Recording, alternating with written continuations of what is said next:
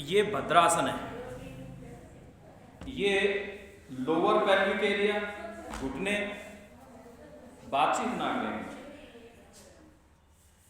घुटने, ये वाला थाइज का एरिया, हिप्स, लोअर पेल्विक एरिया, इनके मसल्स, इनकी हड्डियां, इनकी नाड़ी और इनकी ब्लड वेन, इन सब पर ये काम करता है।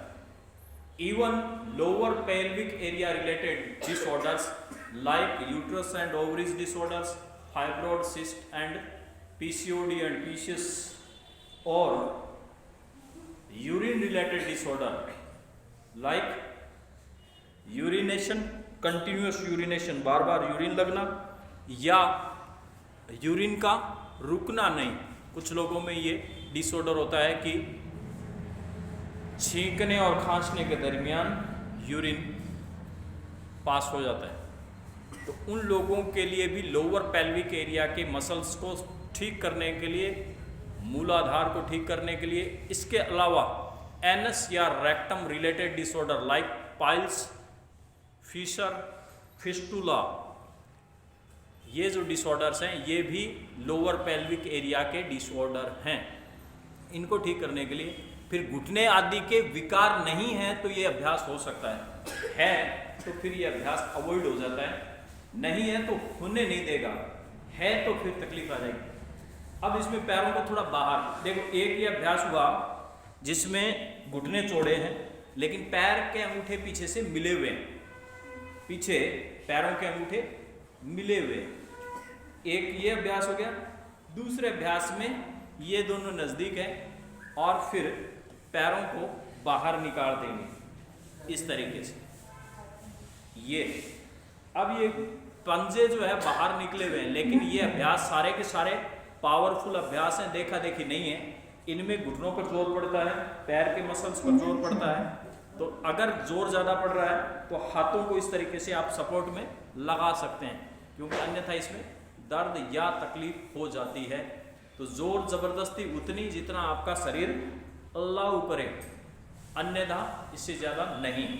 तो ये पिंडली के मसल्स, घुटने के मसल्स, पंजे, है ना, और मूलाधार, इसमें हिप्स आपके टिक जाते हैं, यानी कि आप नीचे टिके हुए हैं, हिप्स आपके बॉटम से आपका लगा हुआ है। इस तरीके से इसमें कुछ देर होल्ड करना। जब कुछ देर आप होल्ड करते हैं तो ऐसी स्थिति में इनकी मसल्स, इसकी नाड़ियाँ, इनको ठीक करता है। लेकिन अधिकांश लोग पहले से ही त्राहिमाम हैं, परेशान हैं। ज़्यादातर लोगों के घुटने, एड़ी, कमर, इन्होंने जवाब दे दिया है। तो इनके लिए फिर वो अभ्यास थोड़े सरल हो जाते हैं। पैर को सीधा कर लें जिससे कि जो क्रैम्प्स बनते हैं इसमें वापस मसल्स आती हैं तो वापस रीसेट भी हो जाए। पैर पर बैठ करके, इसमें पैर पर बैठने के भी स्टाइल्स हैं, ठीक है। तो ये एड़ी जो है आपके एनस या रेक्टम के एकदम ऊपर लगेगी। आप इस तरीके से बैठते हैं कि एड़ी आपके एनस पर लगती है तब ये मूलाधार पर काम करता है। और फिर पैर को चाहें तो सामने की तरफ स्ट्रेट कर दें और चाहें तो साइड में भी इसको ले सकते हैं, बशर्ते आप इसमें बैठने की स्थिति में हैं। जब ये एनस या रेक्टम पर इस प्रकार से एडी को हम टिकाते हैं तो ऐसी स्थिति में ये मूलाधार चक्र पर काम करती है। मूलाधार चक्र का मतलब है आपकी कुंडलिनी शक्तियाँ, आपकी जो मुख्य शक्ति है, आपकी जितनी एनर्जी है उसकी सुप्त अवस्था आपके मूल आधार में पड़ी रहती है, ऐसा कुंडलिनी योग का मानना है। अगर इस पैर को इस तरीके से हम लगा लेते हैं और इस तरीके से खींचते हैं तो ये महामुद्रा है। इस तरीके से ये महामुद्रा, योग में महामुद्रा का नाम है, इसका महामुद्रा नाम। इस पोजीशन में आप रुक सकते हैं, पेट थोड़ा सा खिंचा हुआ, गर्दन थोड़ी सी उठी हुई, ऊपर की दृष्टि, हाथ सामने, पैर को स्ट्रेट खींचे हुए। ऐसी स्थिति में आपके लोअर पेल्विक एरिया से लेकर के अपर, यानी कि आपका जो क्राउन चक्रास है, फॉरहेड का, हेड के ऊपर जहाँ चोटी बांधते हैं आप लोग, वहाँ तक ये एनर्जी का फ्लो चालू हो जाता है। धीरे धीरे बंद खुलने लगते हैं। ऐसी स्थिति में जो इंटरनल ऑर्गन से रिलेटेड डिसऑर्डर्स हैं उनको ठीक करने में मदद मिलती है। तो ये हुआ एक पैर से।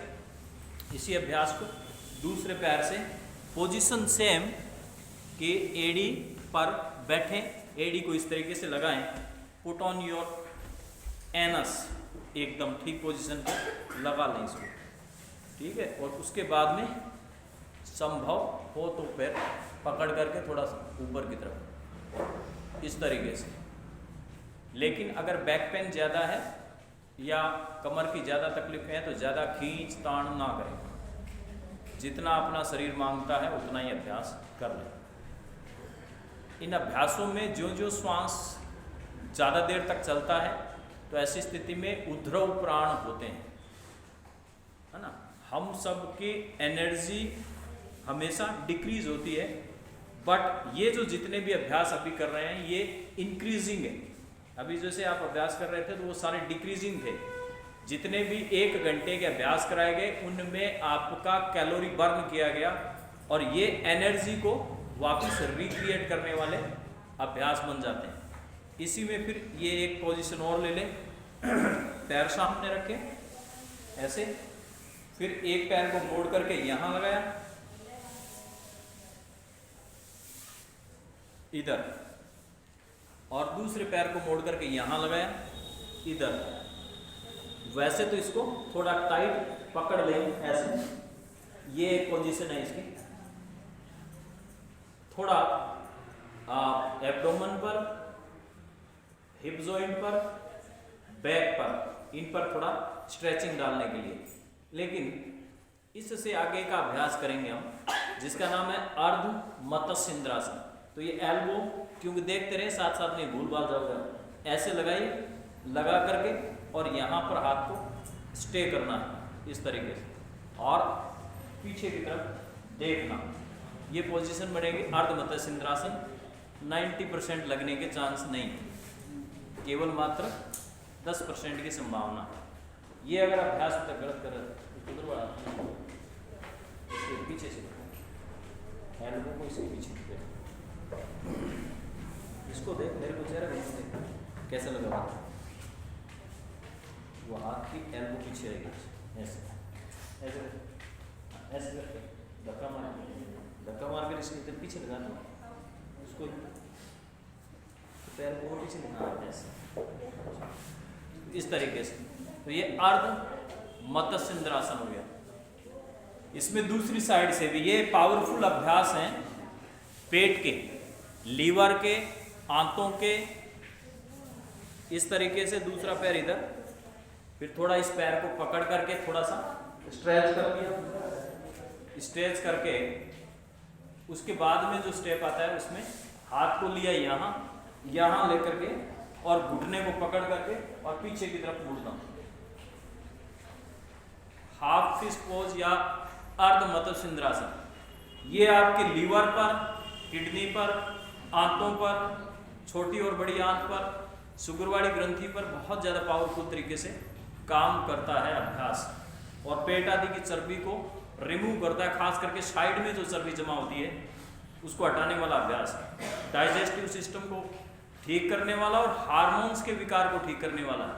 हार्मोन्स में भी खास करके कॉर्टिसोन या एड्रेनलिन हार्मोन्स जो है उनको ये मैनेज करने वाला है, जो कि किडनी से रिलेटेड हार्मोन है। किडनी से रिलेटेड हार्मोन्स फिर आपके फीमेल और मेल हार्मोन्स को प्रभावित करते हैं, चाहे एस्ट्रोजन, प्रोजेस्टेरोन या टेस्टोस्टेरोन या इंसुलिन या थायरोक्सिन या एड्रेनलिन, ये सभी हार्मोन्स जो है इनके माध्यम से कंट्रोल होते हैं।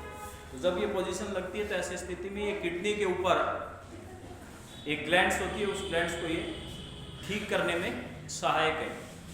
पीसीओडी और पीसीएस में ये अभ्यास अत्यधिक पावरफुल अभ्यास है, डाइजेस्टिव सिस्टम को ठीक करने वाले अभ्यास है। तो रिलैक्स कर लेंगे, बैठें, लंबी गहरी श्वास लें और श्वास छोड़ें। ब्रीथ इन, ब्रीथ आउट, ब्रीथ इन, ब्रीथ आउट।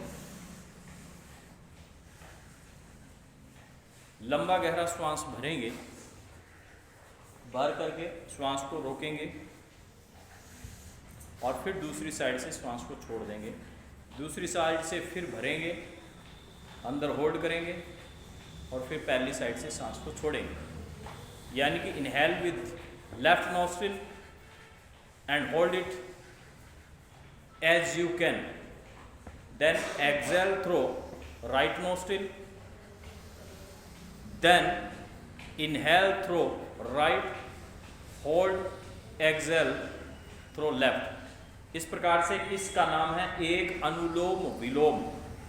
एक अनुलोम विलोम हम ये 5 से 7 अभ्यास करेंगे।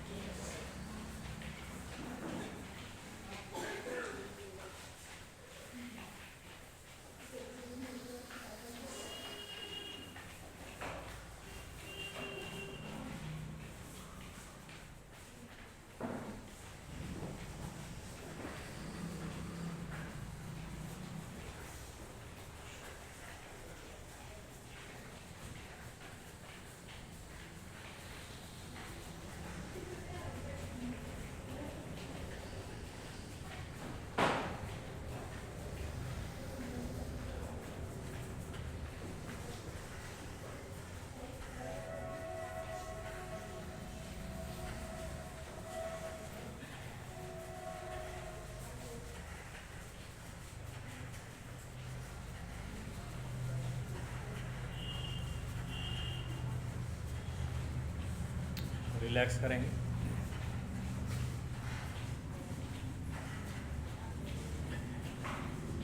पलकें सॉफ्टली बंद कर लें और लंबा गहरा श्वास भरें और छोड़ते हुए ओम की ध्वनि करेंगे।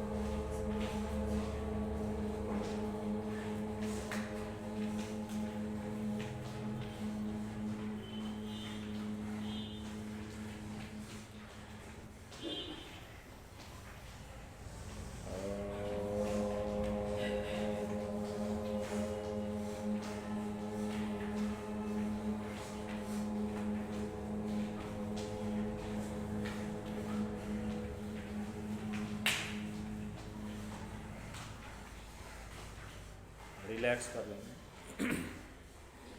उस परम शक्ति का, उस परम चेतना का, उस परम ब्रह्मा का, उस मालिक का, उस जगत पिता का, उस जगत के स्वामी का, उस अंतर्यामी का, उस रोम रोम में बसने वाले राम का शुक्रिया अदा कर लेंगे।